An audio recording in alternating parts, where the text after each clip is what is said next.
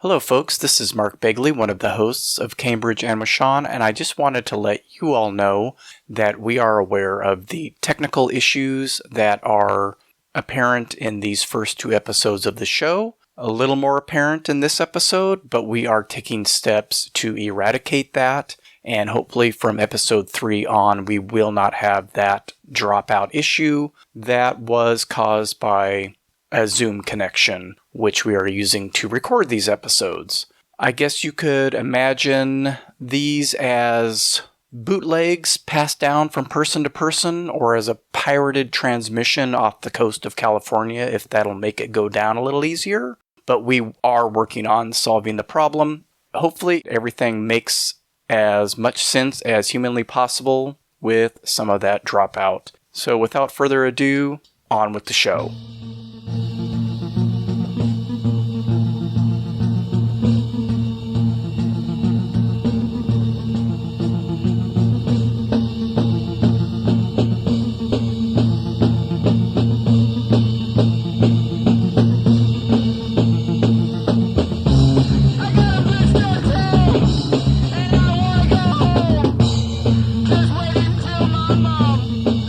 Welcome to episode 2 of Cambridge and with Sean. I'm one of the hosts, Ronald, aka Ronnie, as Mark called me, and aka Skelevator if you know me from YouTube.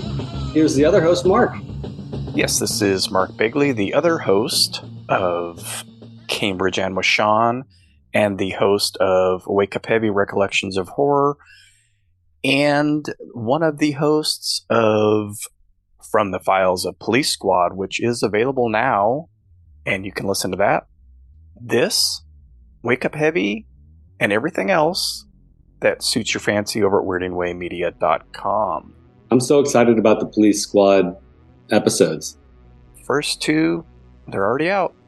We'll hit about mid-March with the 10 episodes, plus a secret special episode that will be partnering with the Projection Booth, which one of the other hosts, that's his main movie and probably one of the best movie podcasts out there. And so we're doing another ZAZ movie for him over there. Nice. Yeah. That'd be cool. I've been really enjoying his recent episode on Ice Pirates. Did you ever see that movie, Ice Pirates? No, I haven't seen Ice Pirates, but I think Red Letter Media did an episode on it, a review. And I thought, yeah, I'm fine just listening to people talk about it. I don't think I need to see this movie. Oh, you got to see it. It's so. Totally ridiculous. Yeah, I'll pass. It is an acquired taste. It's an acquired taste. That's what I gathered. It might be worth it. So how are you doing, Mark? Good. How are you? Good. We're excited to talk about some other obsessions of ours from childhood today. We made a little bit of a change. We're going to talk 2 things, and then we're each going to talk about one aspect of where we grew up, Fresno. I've picked an element of Fresno that I'd like to talk about today, and I know, Mark, you did too. Mm-hmm. And that'll be fun. It'll be exciting to sort of talk a little bit more about Fresno as we did in the last episode. So you had a few corrections from our previous episode? Yeah, so before I give my first childhood obsession, just some corrections and addendums, and this happens, I do this on my own show, as you're talking, thinking in the back of your head, did I get that right? Am I making that up? We'll get into that a lot, I think, at least for me on this. My memory, it's sharp in certain ways about this stuff, but it's always a little bit jumbled up. And actually that'll come up in one of the items that I present today as well. For my corrections, these aren't all corrections, maybe clarifications is a better word. So Harry Houdini did die on Halloween of 1926. His wife, I think, lived for a good another 20 or 30 years. I think she made it maybe to the 50s. For however long they had those seances on Halloween to see if they could get in touch with him. I spent $15 on that Alan Ormsby book, so even more than I thought. Yeah. How interesting. Yeah. I mean, I think that was the cheapest one I could find too, so they've gone up in price. sort of like our memories, eBay is like my memory is fluid. Like I remember correctly one day and then incorrectly the next. And I think eBay is the same way. You know, one day you see that book for $5, buy it now, free shipping, and the next day it's $20. Yep. With shipping. True. In regard to some of the Sesame Street stuff we talked about with the hand pups, I kept calling this character Franklin, and it's Roosevelt Franklin. Yes. And then I realized as I was searching for images of some of this stuff to use in promotional material for the show that I had completely forgotten that I had the Oscar the Grouch hand puppet, and probably because it wasn't like the others where it had that big vinyl head. It was really just an unstuffed plush that had a mouth you could move. It was just a fat piece of that shag green carpet with eyes and a mouth. I had him for quite a while, and then I realized a little bit after we recorded that the Ernie plush that I mentioned was sitting right next to me on the couch I was on. It was just covered up by a windbreaker of mine. Why and how that survived childhood, I'm not sure. I think it was stored in my Lego box, which is one of the few toy items that survived my childhood were my old Legos. The other clarification, correction, addendum, Ronnie, we talked about your music that's opening and closing the show, the old IG-88 stuff. You mentioned that you have your degree in fine art, and you do that medium as well, and writing. So you mentioned all that stuff, and I didn't get a chance to say Ronnie's the kind of person that I hate, who has talent across, what is that called? That music, art, writing, multidisciplinary? Yeah, that's bullshit. No one should be able to do that much stuff. It reminds me of Tim Biscup, who is another, not native, but lived in Fresno for quite a while. Yeah, he's associated, yeah. I don't know how many bands of his I watched when he was living here and playing music. Fine artist, like literal fine artist, getting paid tons and tons of money for his artwork, does all the designer vinyl toys. I don't know if he can write worth a damn, but he probably can. These kind of people make me sick. So anyway, if you don't know who Tim Biscup is, look him up. Biskup, and Fresno will lay claim to him. Yeah, have you seen his pencil drawings he's been doing, his graphite drawings he's been doing on there? Seems like that's pretty much all he's been doing for a couple of years. Yeah. Interesting stuff. To follow up on what you said, I think that I appreciate your perspective of hatred of people who do lots of things. Lots of things well. It's lots of people do lots of things. That's very kind of you to say. Like, I've always felt that it's an unhealthy urgency to do a lot of things. And I've had discussions with, I've worked at a lot of galleries and museums over the years. I've been told two different things. One, that it's absolutely the wrong decision to do a multitude of arts, in that you'll never get good at one. And I've also been told that it's healthy to do a multitude of arts because that keeps you working if you have the urgency to work. And I would just say I understand the hatred. In my defense, I'd like to say that it's probably what has kept me alive over the years. If left without making things, I am definitely a problem to myself. I say it in jest. Yes, of course. Well, that's also folks that are getting to know us and our relationship. That's how Mark and I talk to each other. I don't actually hate Ronnie. We don't hate each other. We know how to get each other's goat.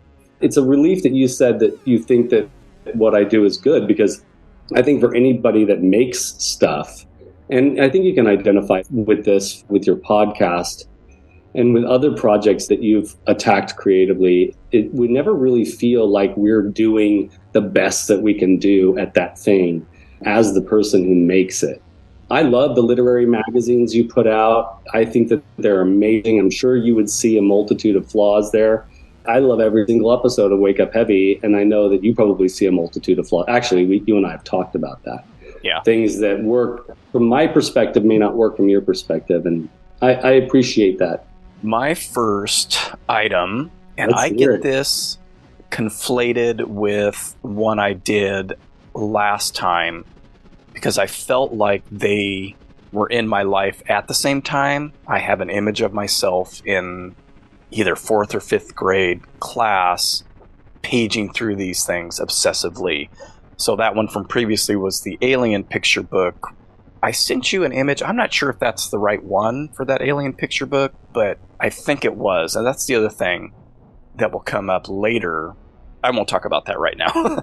So this other picture book, I thought I read and got obsessed with around the same time, but realized, oh no, this was much later. And that one is the picture book for Pink Floyd's The Wall, the movie. I was thinking, oh yeah, this came out and I was around 10 or so and looked through it like I looked through the Alien book, and then realized, oh shit, the movie didn't come out until 1982, which is when, and I did find this one online, the picture book came out the same year, probably around the same time, maybe even come out before the movie. I'm not really sure what drove me toward this. I wasn't a huge Pink Floyd fan at the time. I got the album probably when the movie came out. I don't think I really listened to any of their music except what was played on KFSR or something in the 70s, mostly probably from Dark Side of the Moon. So again, was it seeing it at the Sunnyside Library and being struck by the front cover? Was it when the movie was being released and I was seeing the commercials for it? The only song I knew from that album prior was Another Brick in the Wall, because that was like one of their only hits post Dark Side of the Moon, and that did play a lot when that album came out in 79. I bought the album and I didn't ever own the book, but I feel like that all took place around the time of the movie's release, and I just poured through that book. And the thing that attracted me the most about it, and this has always struck me as funny, was Bob Geldof's hair. Or lack thereof? Well, no, not I didn't. The shaving stuff was intriguing, but no, that's not what I'm talking about. That bi-level new wave hairdo he had. We didn't call them mullets back then. It was bi-level because it was, and if you go and watch videos from the 80s, a lot of people, men and women, had that bi-level cut. Absolutely. I actually posted this on Instagram, that picture of me with the pool stick. Oh, yeah. I think that was me attempting a bi-level haircut. And I'm like, this was around that time. Because that was, I believe, the summer. That was like the last day of school party at our friend's house, again, out in Sunnyside. Real big house with tennis courts and pool table, obviously. I'm like, that was 8th grade, end of 8th grade. So going into 9th grade, and that's when that would have been around this time. So that was my lame attempt at a Bob Geldof haircut, I believe. To follow up with that, I think the mullet or the bi-level hairdo is never going away. Every generation sees a version of that reemerge. It's probably the worst decision a person can make regarding their hair, but it will always be slightly fashionable. His hair in that movie is fantastic. That's what I took from that. And later on in life, became a much bigger fan of Pink Floyd. I don't know how many of their albums. A lot of that had to do with Dan Davis, our friend, playing albums that I hadn't heard. I had Dark Side of the Moon, Wish You Were Here, and The Wall for a long time. And unfortunately, one of our cats sprayed my LP of The Wall, so it came with this big insert, with all the lyrics and images, those Gerald Scarf images, and she sprayed on it and ruined the insert. I still have the album and all of that in my collection of albums that have survived since childhood. So yeah, I don't know, something about Bob Geldof's hair just really struck me as fascinating, and I guess I attempted it at some point. That was the only time I've attempted a bi-level and or mullet. Thank God for that. You'll have plenty of other opportunities to try it. No, not with my hair these days. That would not be a good look on a balding man, and I have seen it, so I know We've seen it before. Just think Phil Collins. Yeah. I mean, hey, people back then, even if they didn't have hair on top, they still had it long in the back. And people still do it today. And guys, I got to tell you, it is not a good look. It's an odd look, odd decision. Shave it, baby. But don't shave your eyebrows like Bob Geldof did in And The your Wall. nipples. That's terrifying. That's just terrifying. Just in connection with that, I do really like The Wall, and I did like The Wall back then as well, the music. So I was 13. There was no way my parents would have taken me to see that.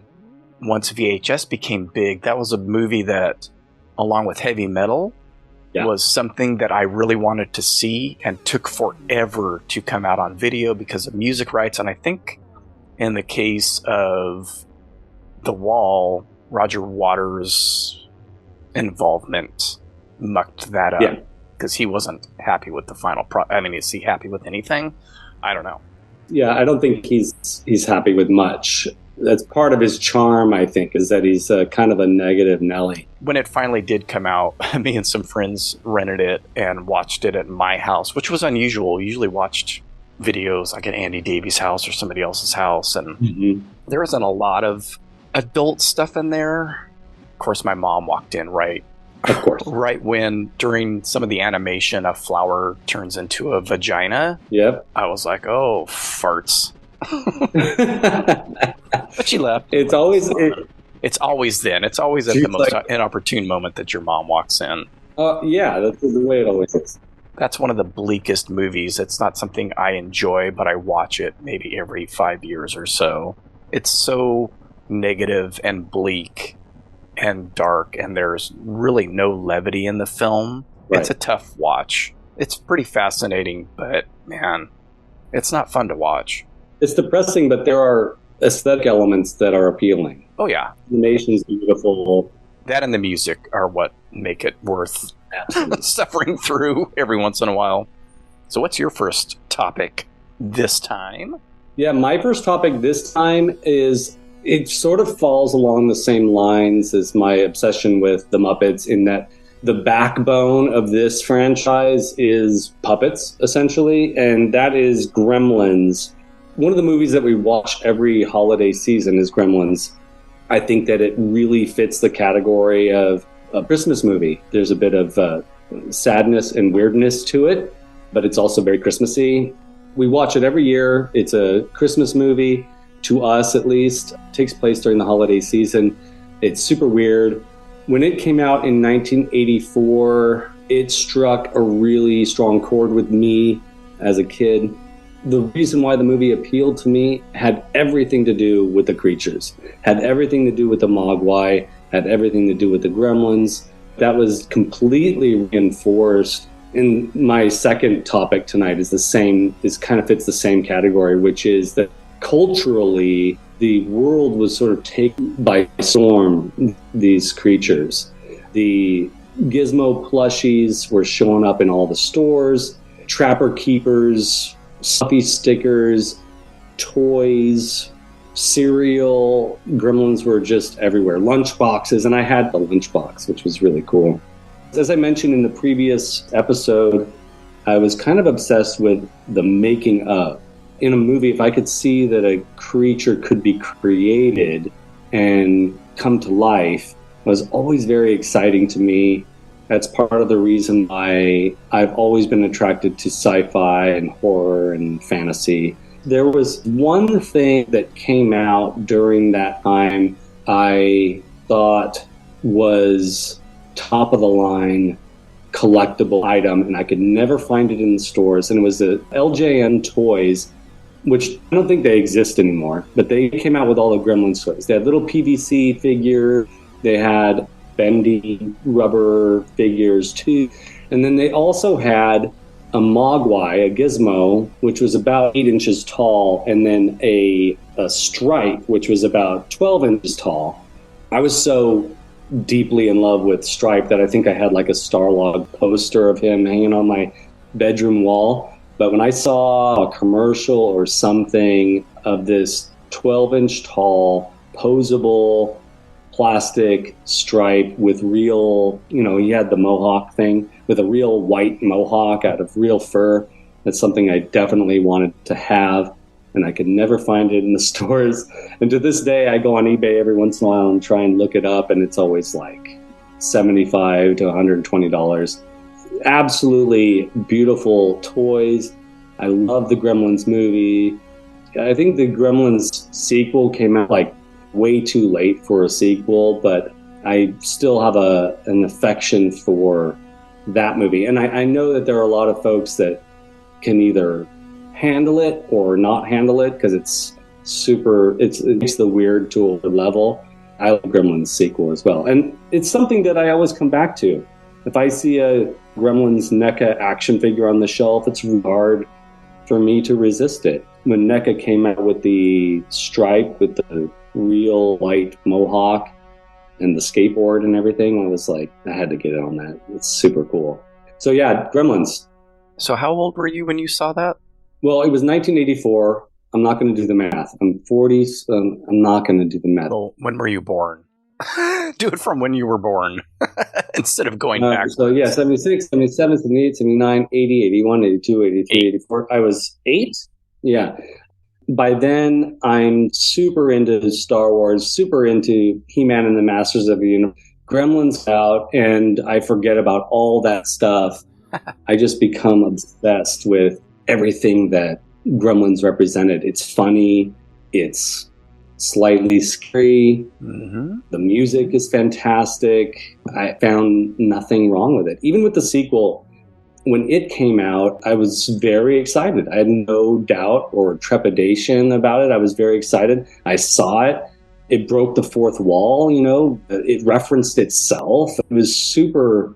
I feel like to this day, I think it's a super smart movie, even though it lacks in certain qualities. And it takes the piss out of the first movie. Absolutely. That's why I don't like it. I think it's too self-referential and a little bit, and I think I've mentioned this to you before, I think it's a little bit of a slap in the face to the first movie on purpose. Oh my gosh, yeah. I feel the same way about Texas Chainsaw Massacre 2 as well. How it almost feels like they're telling the audience, F you, forget about that first one. Yeah. There are people that will certainly defend Texas Chainsaw Massacre 2. Oh, I know. I know a lot of people that love it. I saw it. You mentioned it being a Christmas movie, but it came out in the summer of '84. Yep. I saw it on the last day of 9th grade. Our school was on Bullard between Blackstone and Palm at the time. Went across the street. One of the girls in our class lived there, hung out there for a while. We weren't supposed to be there. We thought her mom was coming home, so we ran out the back, and I ran through her screen. And I think we were killing time before the movie started, because after that we walked up to where Target is now, and there was a movie theater, which I don't even remember. That may be one of the few movies I even saw there. Went and saw it, and I really enjoyed it. Have always enjoyed it. Don't care much for the sequel. But it is a tradition now, too. I think the first time, and it wasn't that long ago. That's why I asked how old you were, because when I first showed it to Cleo, I thought she was old enough. I knew it had some scary moments, some dark moments, some black humor in it, but she bailed out at the pool scene. And so it took another year or two before we could watch it all the way through, and now we watch it all the time. Yeah. But she wasn't 8. She was older than 8. She was probably more like 12. she was a scaredy cat for a long time, so. I don't blame her. I mean, there are certain things that still freak me out about that. The pool scene is one of them. And the end sequence in the fountain with the goopy stripe melting in the sun and stuff. I mean, it's gross. And their transformation is gross. Yeah, for sure.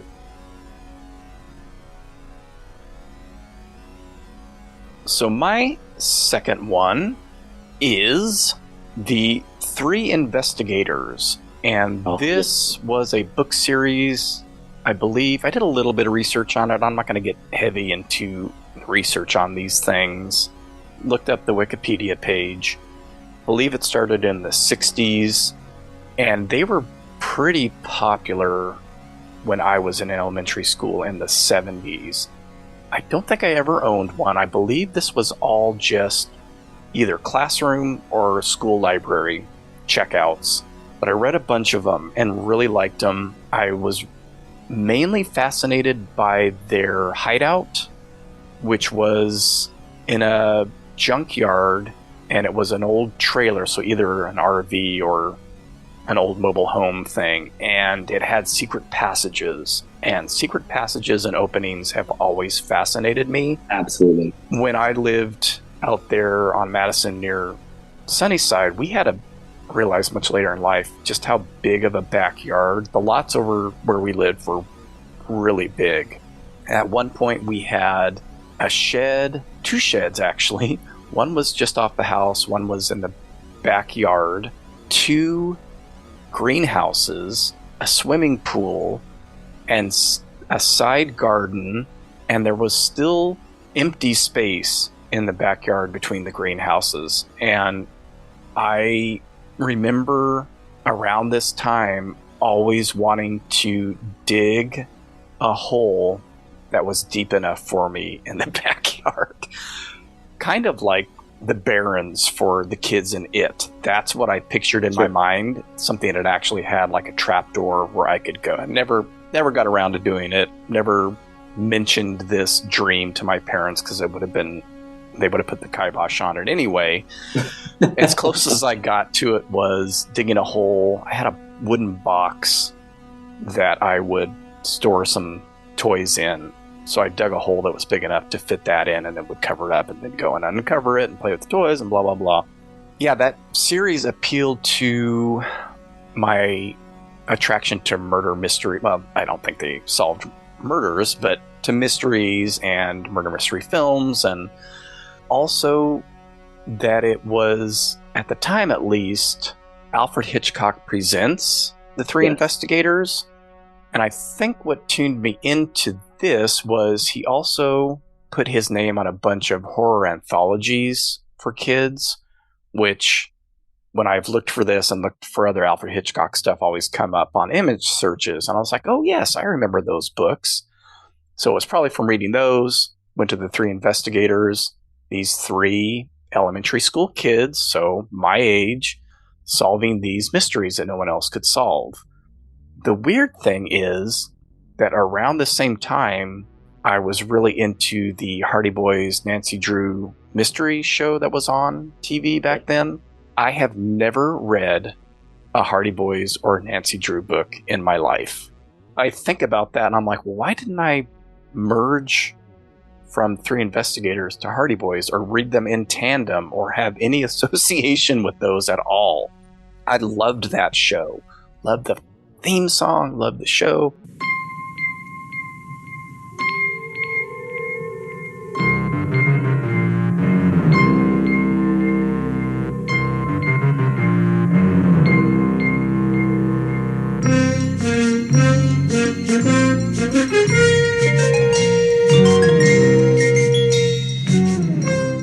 We've watched a few of them a couple years ago.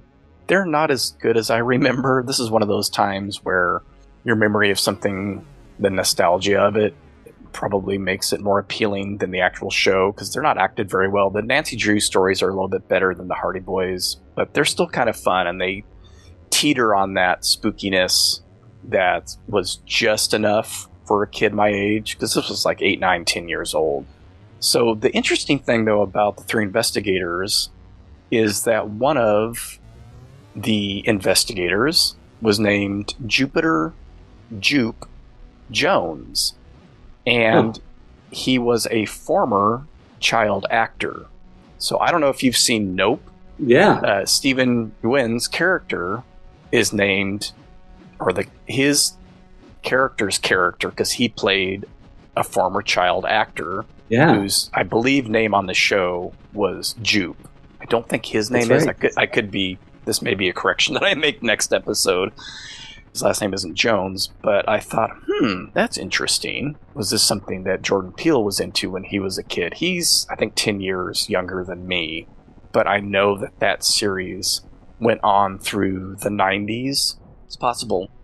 I feel like Jordan Peele has no shame in showing an attachment to something referential.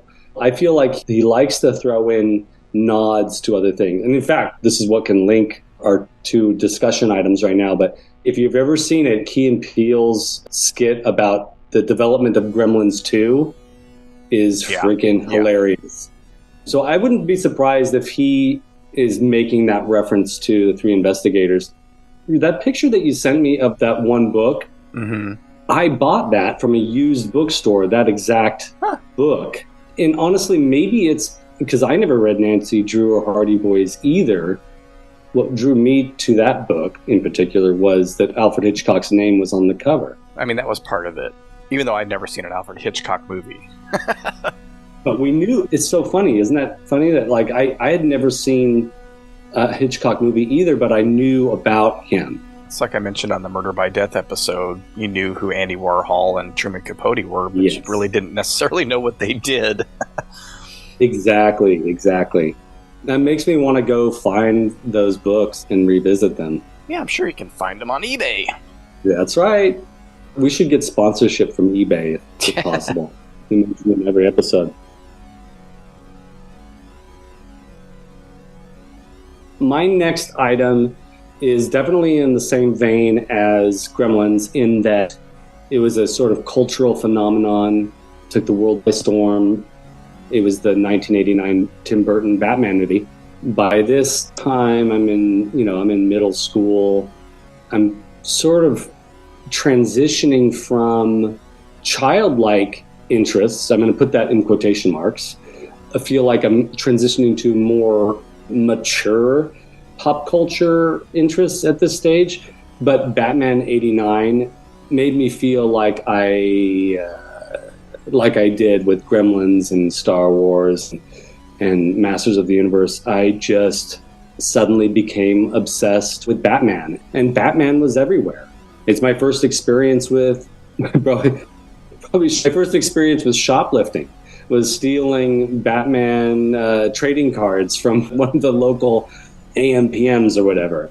I needed to have as much Batman in my life as I could, and so I started going to Wonderland Comics and buying Batman comic books from the 1970s. I wanted all the Batman stuff I could get. So I decided about Batman as a comic book character. I began collecting those. And I started to understand through this that comic books could be valuable. Visiting Wonderland Comics allowed me to have this sort of like, oh, that one's from the 50s, it's $20 versus this one from the 70s, it's $3. And I started to realize what that whole world was through Batman comics, through the Tim Burton Batman movie. It started an obsession with Tim Burton movies. I then wanted to see all the Tim Burton movies. Through that, it started my obsession with Jack Nicholson's, which led me toward experiencing a lot of 70s Jack Nicholson films. I was like all about every movie that Jack Nicholson was in, and also reinvigorated my interest, which I had previously, in special effects makeup, because I thought that what they did for Jack Nicholson's Joker face was a phenomenal achievement as far as special effects makeup goes. It was subtle, but it was also over the top. It was creepy, but not gruesome, at least after they mended his wounds and everything. It even got me back into toys at this stage in my life where I'm like right on the cusp of going through puberty. I'm really trying to not be a kid anymore. And I saw that Joker action figure from Toy Biz Toys. I saw the Batman action figure, and I felt like I needed to be in on that. To this day, I still feel like it's the best Batman movie out there. And I'm not sure if that's just nostalgia that makes me feel that way, but in comparison to other Batman movies, they don't quite reach that pinnacle of weirdness, campiness, and seriousness. I'm going to sound highfalutin when I say this, but aesthetic majesty that Tim Burton brought to that. I mean, Tim Burton's movies are silly, but there's an aesthetic quality to the Batman movie, and I could even say to the Batman Returns movie, that it's kind of perfect. Darkness, weirdness, but still a little bit subtle. Every once in a while, the family and I would go to LA. We'd either go to Universal Studios or something. I don't remember what this trip was all about. I think my dad would go, my dad's a photographer. I think he would go pick up photographic chemicals from a shop in Los Angeles. He even let me look up Jack Nicholson's address up on Mulholland Drive, and we drove up there, and I left a drawing of him in his mailbox. It's like, what the hell? I know, right? What the heck's going on here? This minivan pulling up to my house and this kid coming out and putting something weird in my mailbox. I'm sure it happened a lot to him after the Batman movie came out. I still love a good Jack Nicholson movie. His rendition of the Joker, I still feel, is the best. And I know that'll anger some people out there that are attached to Heath Ledger's Joker. I don't think anything quite reaches the magic that he achieved in performing as the Joker. How were your feelings about the Batman movie when it came out? I enjoyed it. I think I thought it was going to be a little more serious because I kept hearing that its inspiration was more the Frank Miller Dark Knight, which is very dark, and I don't think Batman 89 is all that dark. It definitely takes it more seriously. At that time, you could only really compare it to the 66 TV show, which is way more serious than. But yes, it does have still a bit of camp and color, and I mean, there's a frickin' Prince song halfway through, you know, so it's not too serious. I enjoyed it. I was 20, not really into comic material at the time. I had grown out of that and hadn't gone back to it by then. Saw all the sequels in the theater, though, so I must have enjoyed it enough. Enjoyed the sequels, as weird as some of them are, enough to keep going back. Those sequels are Gremlins 2 territory. You can either appreciate, and after Batman Returns, they are way too campy, and a definite return to the 1966 campiness that I feel like Tim Burton was trying to get away from but couldn't quite. They're fun. Those are ones actually that I've been meaning to watch with Cleo, because I don't feel like watching the Christopher Nolan trilogy with her. And I'm not a DC guy, so Batman as an icon is fascinating.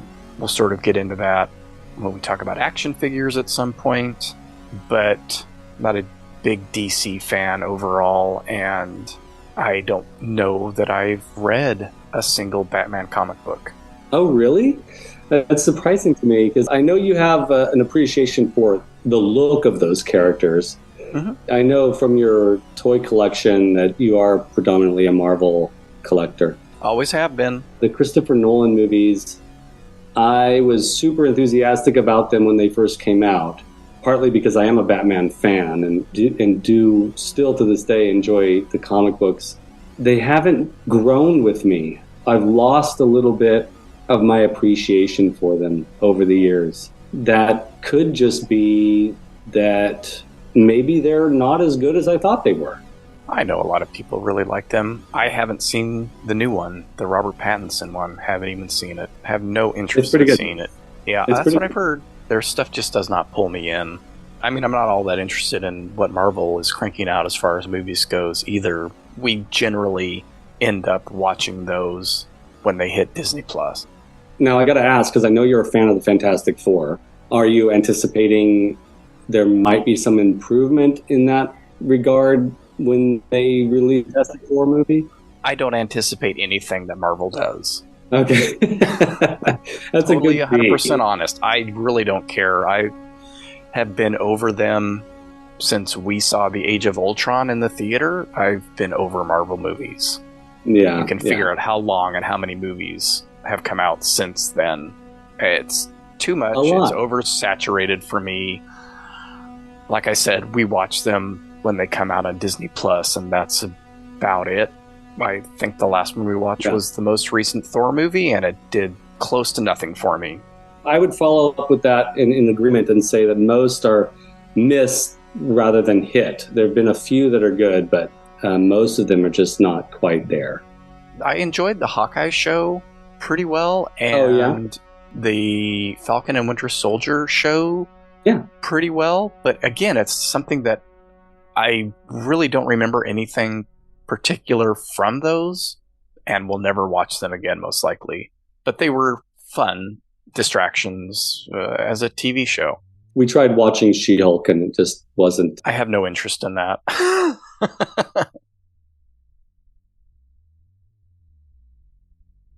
So what's next on your list? Well, are we moving on to places? I guess so. Now's the time. Well, I had something in mind, and I changed it for two reasons. Because I realized it goes better with something that we'll get to eventually, and because another place that is on my place list was recently the victim of an arson fire. And that is the Sunnyside Deli. Oh, really? I kind of forgot that they were still around, so this is sort of a commercial for them now. A lot of the places that I will mention on this section of the show are places that don't exist anymore. But this one does, and I guess has, for the most part, since I was a kid. I think they may have closed off and on over the years. Mm-hmm. When I was looking this up to find out what exactly had happened with this fire, it had mentioned, I think back during the pandemic, they suffered pretty hard at the beginning of lockdown and were going to sell, and a family bought it and kept it going, which makes this even worse. Yeah, there was a fire on, I think, January 5th or 6th overnight in that section of the strip mall. Actually, it's not even really a strip mall. It's just a little section of shops, like 3 or 4 shops. I think there's a pharmacy there. Found out a couple days ago on the news, they brought it back up, and it was mentioned that it was an arson fire, which just really sucks. Right. This was near another shop that's on my list to talk about later. It's that same area that I mentioned before where the Sunnyside Library was. It was just a little further east up the road, and this is where my dad went and bought our cold cuts, as we called them. Uh-huh. What do people call? Sandwich meats? Yeah, sandwich meats. We always called them cold cuts. I mean, I got that from my dad. The term used to be more common than it is now. That's what I feel, because that's what I always think of them in my head when I'm going to go to a sandwich place, but that's not usually what they're called.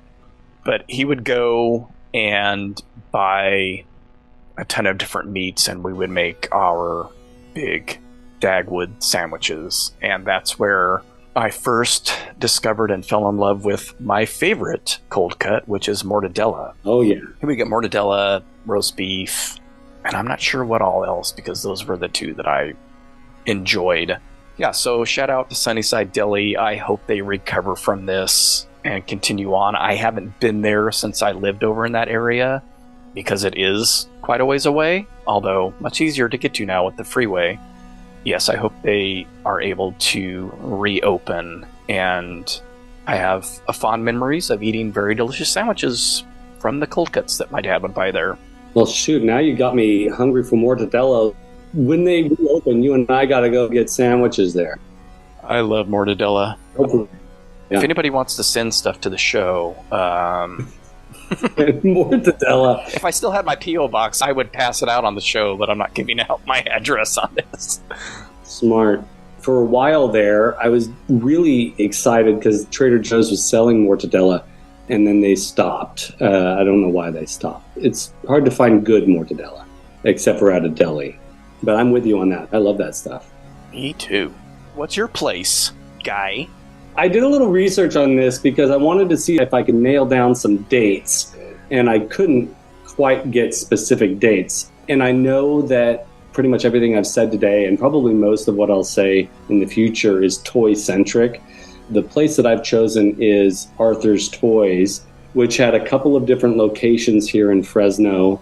When Toys R Us came around, I feel like they really struggled against Toys R Us. And now neither of those exist in the Fresno area. Arthur's Toys was a different experience than Toys R Us for me. I came to the Arthur's Toys experience around the same time that I came to the Toys R Us experience. They were both becoming part of my life in the early 80s. Apparently, it had started out here in Fresno in the late 50s, and they changed ownership, apparently. These are all like vague dates, but late 50s they started. They changed ownership in the 70s, and I believe they closed up shop in the 90s, like 92 or 93 or something like that. Because I do remember going there later, when I say later in life, meaning 8th grade or 9th grade, stopping in for some reason.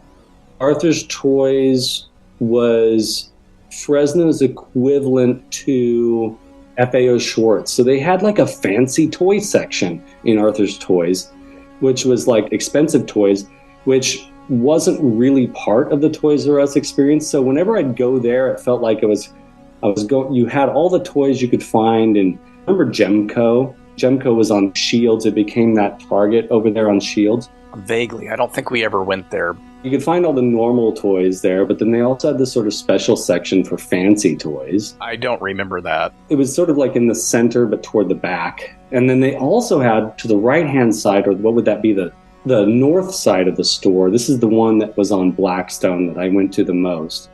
I know there was one over there in the Sunnyside area.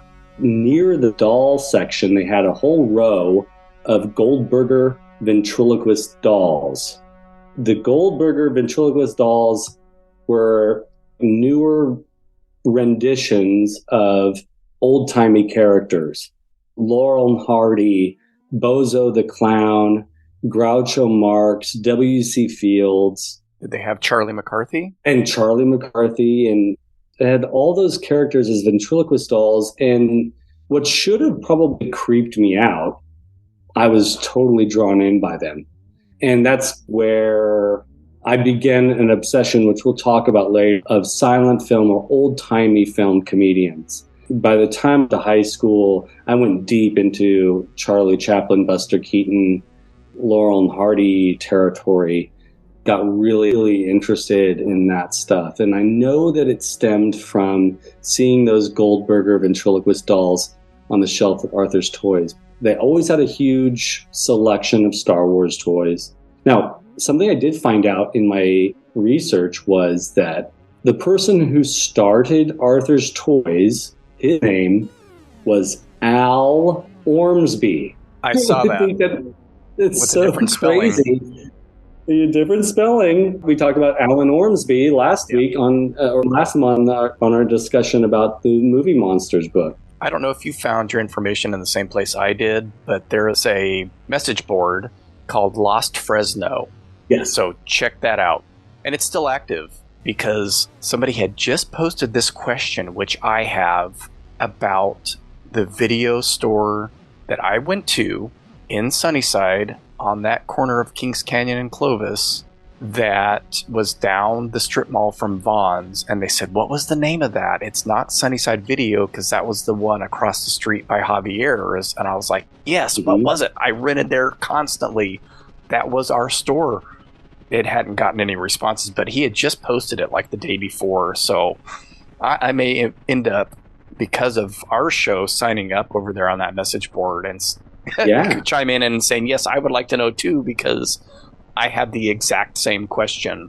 Yeah, I saw the Alan Ormsby stuff and the mention of the different stores, and I think a lot of those people are like us where they misremember things as well. But I know that shop moved around a number of places. I saw mention of a Fulton Mall, or just Fulton Street. It wasn't the mall at the time. So Fulton Mall, Fulton Street iteration of the shop, which I don't think I ever went to. And the Blackstone and Bullard, which I don't believe I ever went to. I could have sworn there was one. I saw mention of one on Shields and Blackstone. I thought it was Shields closer to McLean. I think I even mentioned that to you.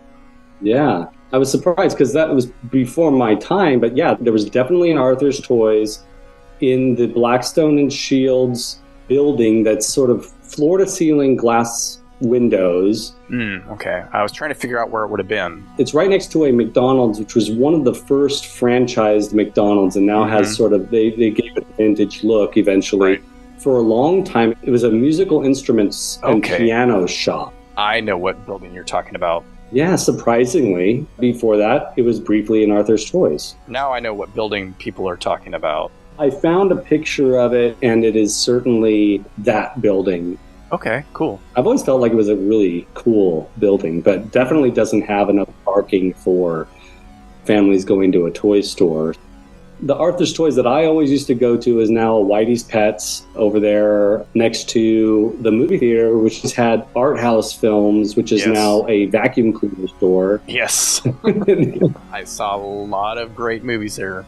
We will be revisiting Arthur's Toys for one of my obsession stories. You're kind of stealing my thunder here, but it'll come back up because I lived close to the other one on Tulare and Chestnut.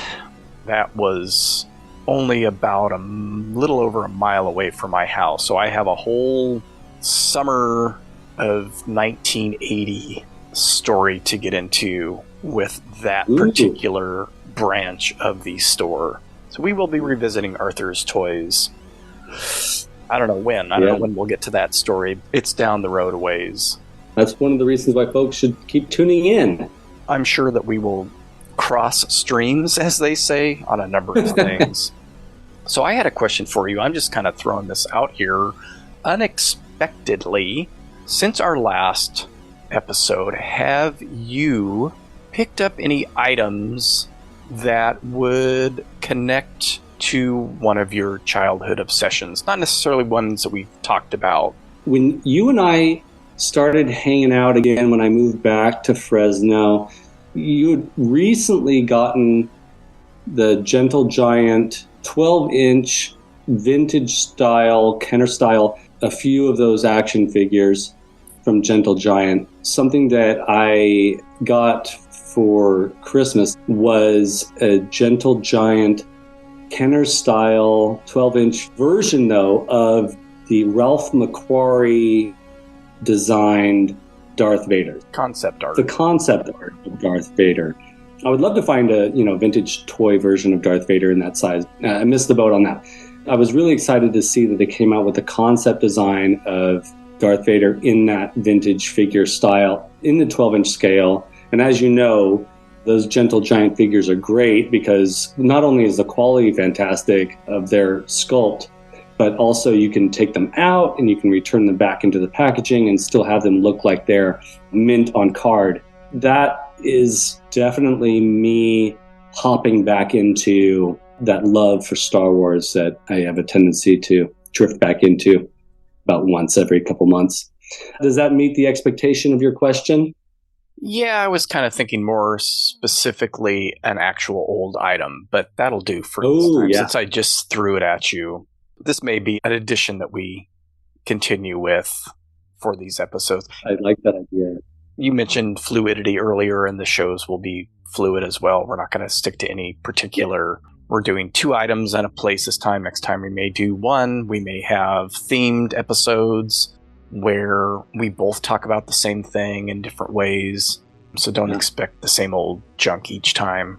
What people should know also is that when Mark and I start a discussion, we continue the discussion for the entire month, and we were sending photos back and forth to one another of stuff we're finding on eBay. We both found images of those Sesame Street finger puppets. I haven't bit the bullet on that, but I definitely want to go into that territory and some of the Fisher-Price Sesame Street stuff. But so what did you find? This will probably come up. It's a little pencil topper that I was obsessed with as a kid, and I'm just going to leave it at that because I do think this will be a topic of mine, so I don't want to give away too much other than it's a pencil topper. It is something that, along with a lot of these other things, once eBay rolled around, it was like, oh, how do I search for that? Because I don't know what those are called. And so you type in pencil topper and fruit or this or that, and that'll come up. I've got 2 things on the way to me right now from eBay that will feature in a future episode. One of them was an easy recall. The other one was not, and I had conflated things and mixed things up and misremembered things. But once I found it or looked deeper into one of the items, I was like, oh yeah, that's it. So I'm real happy that I tracked both these things down, although I had looked for one already before and found it quite easily. It's a pretty big obsession from childhood, and finding this item made me happy. That'll come up eventually. Ooh, I can't wait. Yeah, pretty cool stuff. I'll tell you what those are when we're done recording here. Yeah, so other than the pencil topper, I want to say I had something else. Other than finding my Ernie. I wanted to mention, I discovered something in looking up the Ernie plushie that you have. I was looking that up on eBay, but I also wanted to see about the vinyl head stuffed Bert and Ernie and see what those were going for on eBay, because I personally loved the vinyl-headed Muppet toys. I saw that they came out with, in the 90s, early 90s or mid-90s, almost the same exact design. So there are these vinyl-headed stuffed versions of Bert and Ernie that came out in the mid-90s that had plush bodies but vinyl heads. Interesting. I only associated those with the hand puppets, the vinyl heads. I didn't know that they made plush figures with them. Huh. I could be misremembering that too as plush figures because I never had them. I always sort of coveted them. The vinyl head, for some reason, I was just fascinated by the vinyl. Yeah. I mean, it works better for what they are as far as the shape of them. Yeah, for sure. And maybe the durability as far as kids go. Yeah. Alrighty, well, that's all I have for this go-around. Yeah, me too. You know, every time we talk, I take little notes of things that we can talk about in the future. I always get ideas from you and from what you talk about, and I'm sure it works both ways. But yeah, I'm excited. I've got, multiple things here on my list that excited to talk about next time.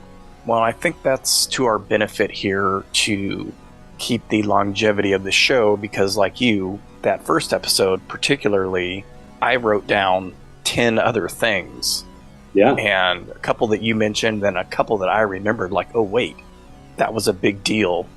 And like you, I went back to eBay after that first episode and looked up a lot of the Sesame Street stuff mostly.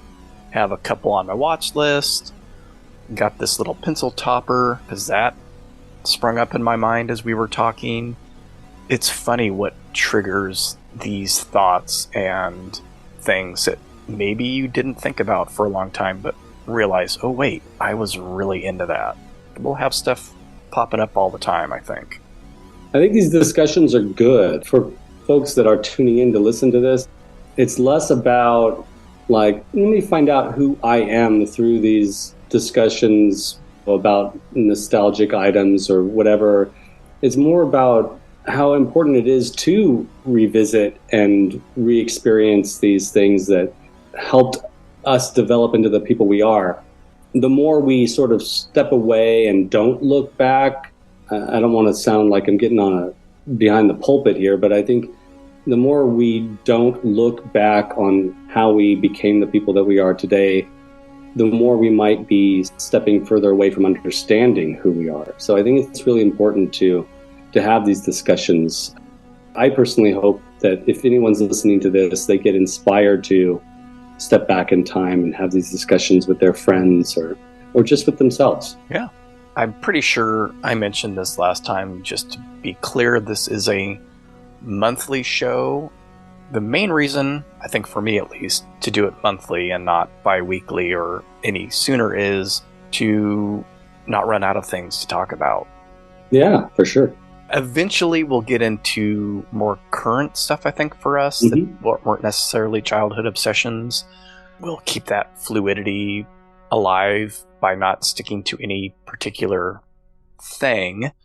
Yeah. But also, it's just easier to do the research, to do these things on a monthly basis without putting any pressure.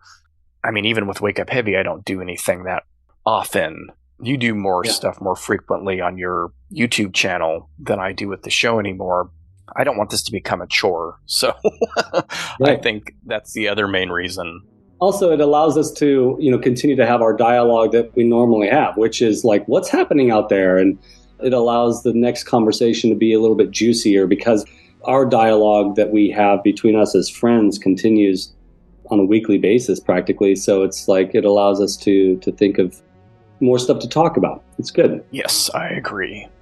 Well, thank you all for listening to episode 2 of Cambridge and with Sean. Please remember that, usually the first of the week of every month, we'll post a new episode of Cambridge and with Sean.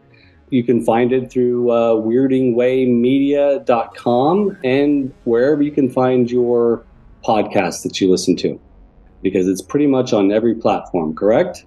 Yes, it should be available pretty much anywhere. I've been exploring Weirding Way Media through their website, and there's a lot of good content there. I highly recommend all of it, and definitely listen to Wake Up Heavy with Mark. And I hope you all tune into Skelevator's YouTube channel. It's a lot of fun stuff out there. We'll see you all next time.